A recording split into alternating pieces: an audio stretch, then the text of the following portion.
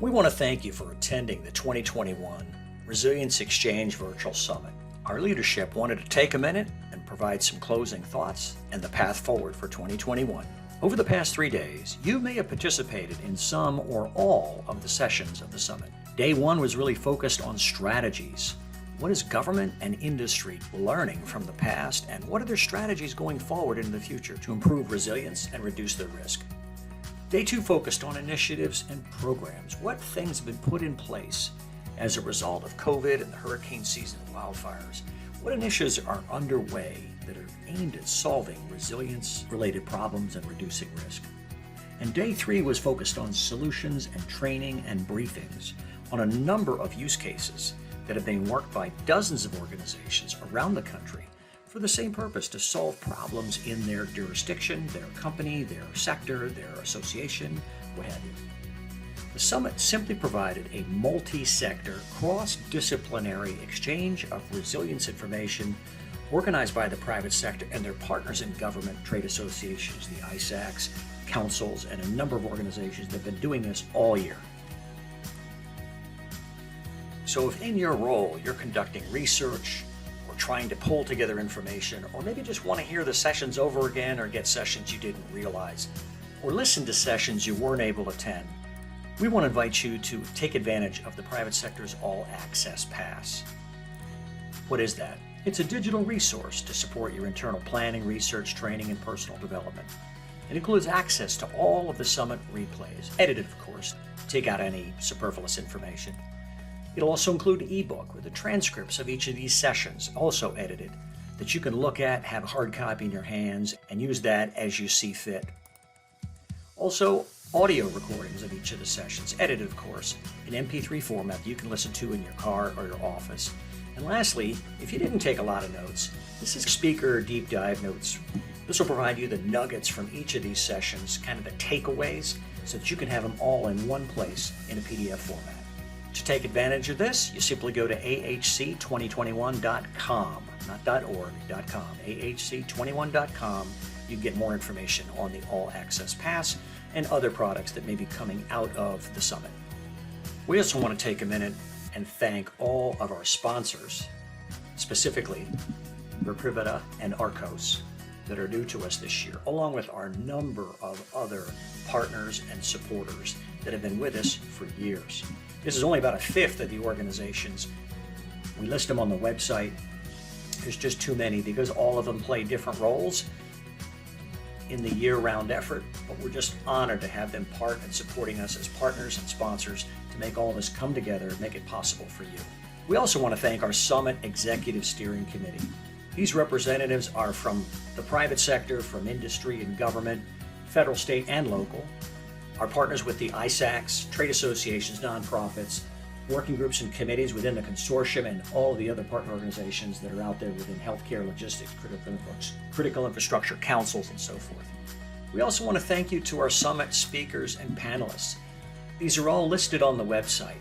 Many of you may recognize some of these folks and organizations, but many of you may not. And I can tell you, all of these people are dedicated professionals, whether they're in government or industry, focusing on the same thing. How do we solve problems in resilience? How do we make our businesses and communities be able to respond faster to any kind of threat? So thank you all for our summit speakers and panelists.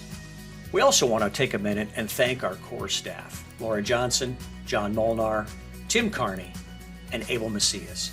Laura takes care of all our event logistics, the outreach, the organization of the agenda, the tracking the speakers, the collecting of presentations. We are so appreciative to have her on our team. John Molnar runs our program operations for the All Hazards Consortium. John is behind the curtain taking care of all the logistics and things that have to happen with getting information in place and kind of the back office information that has to happen for these.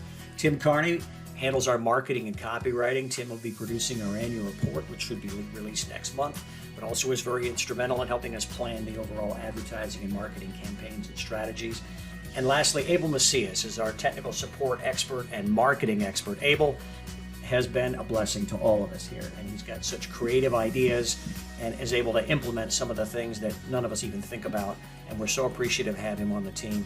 You know, it's when you do the metrics behind this, we had over 500 nationwide registrants, 51% industry, 49% government, and a big percentage of the government is state and local, which was the private sector's hope. 34 sessions, 50 speakers.